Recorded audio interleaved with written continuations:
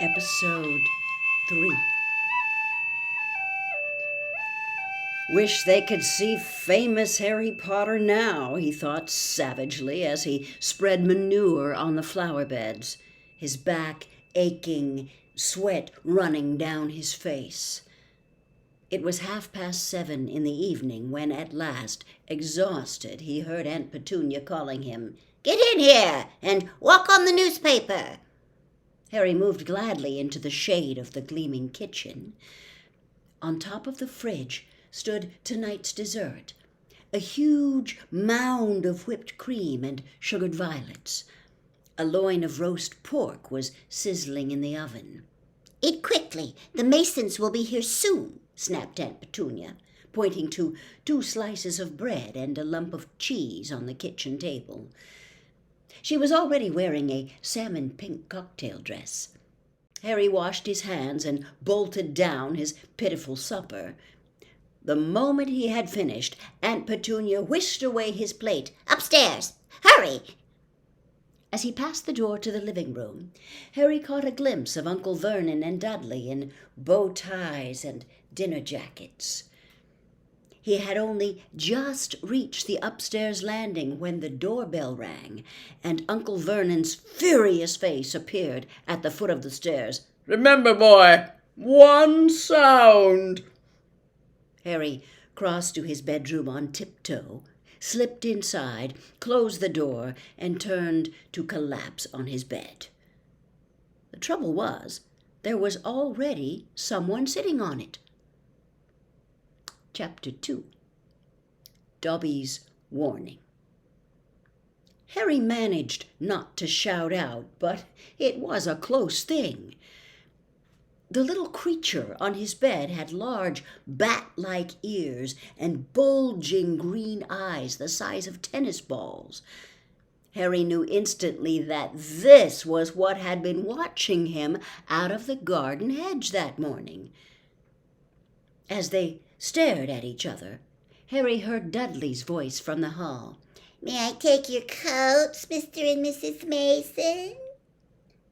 The creature slipped off the bed and bowed so low that the end of its long, thin nose touched the carpet. Harry noticed that it was wearing what looked like an old pillowcase with rips for arm and leg holes. "Hello?" said Harry, nervously. "Harry Potter!" said the creature in a high-pitched voice Harry was sure would carry down the stairs. "So long has Dobby wanted to meet you, sir. Such an honor it is."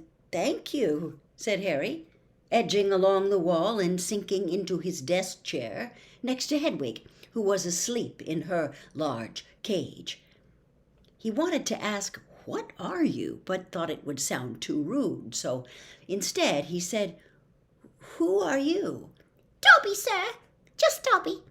Dobby the house elf," said the creature. "Oh, really?" said Harry. I don't want to be rude or anything, but this isn't a great time for me to have a house elf in my bedroom." Aunt Petunia's high, false laugh sounded from the living room. The elf hung his head. "Not that I'm not pleased to meet you," said Harry quickly, "but is there any particular reason you're here?" "Oh, yes, sir," said Dobby earnestly. "Dobby has come to tell you, sir. Oh, it is difficult, sir. Dobby wonders where to begin." "Sit down," said Harry politely, pointing at the bed. To his horror, the elf burst into tears, very noisy tears.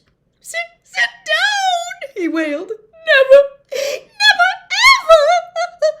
Harry thought he heard the voices downstairs falter.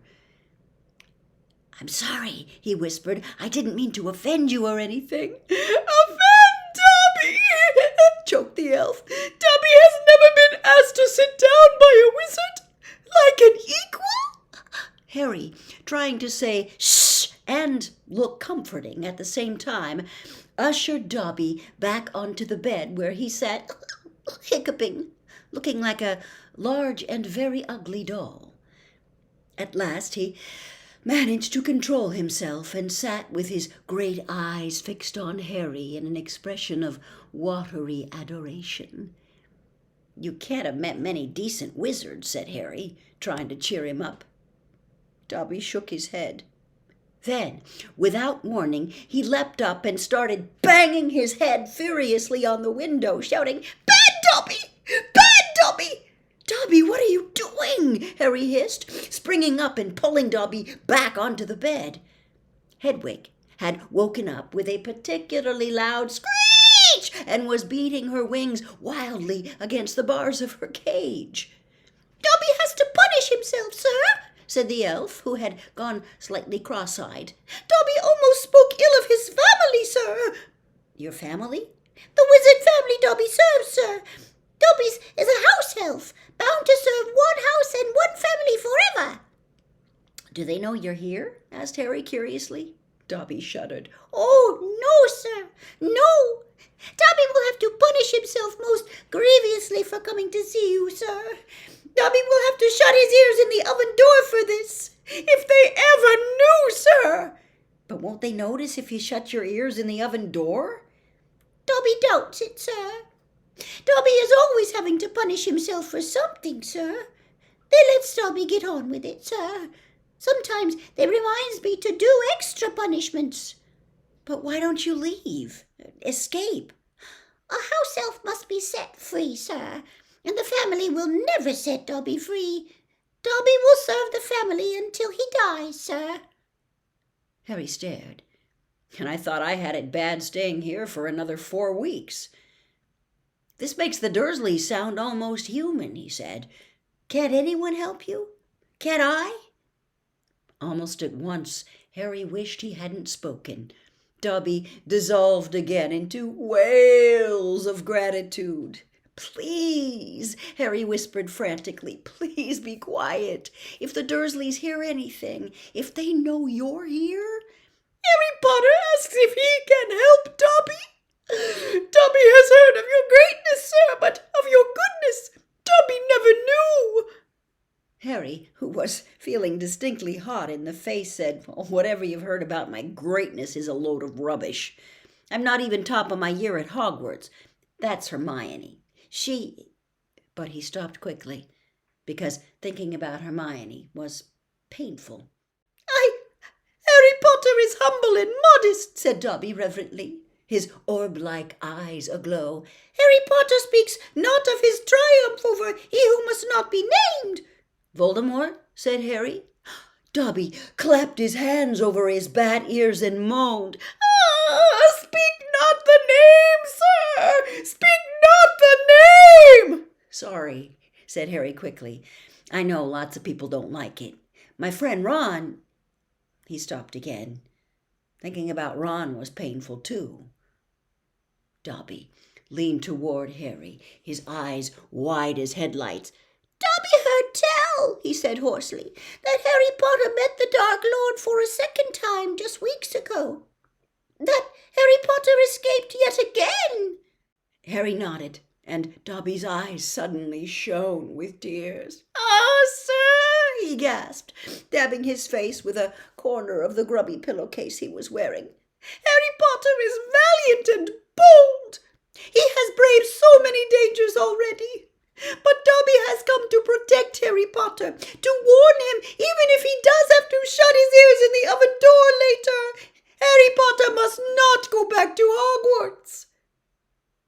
There was a silence, broken only by the chink of knives and forks from downstairs and the distant rumble of Uncle Vernon's voice. "What?" Harry stammered. "But I've got to go back. Term starts on September 1st. It's all that's keeping me going. You don't know what it's like here. I don't belong here. I belong in your world, at Hogwarts." "No, no, no!" squeaked Dobby, shaking his head so hard his ears flapped. "Harry Potter must stay where he is safe. He is too great, too good to lose. If Harry Potter goes back to Hogwarts, he will be in mortal danger." "Why?" said Harry in surprise. "There is a plot Harry Potter. A plot to make most terrible things happen at Hogwarts School of Witchcraft and Wizardry this year, whispered Dobby, suddenly trembling all over. Dobby has known it for months, sir. Harry Potter must not put himself in peril. He is too important, sir. What terrible thing? Said Harry at once. Who's plotting them? Dobby made a funny choking noise and then banged his head frantically against the wall. All right, cried Harry, grabbing the elf's arm to stop him. You can't tell me, I understand, but why are you warning me? A sudden, unpleasant thought struck him. Hang on.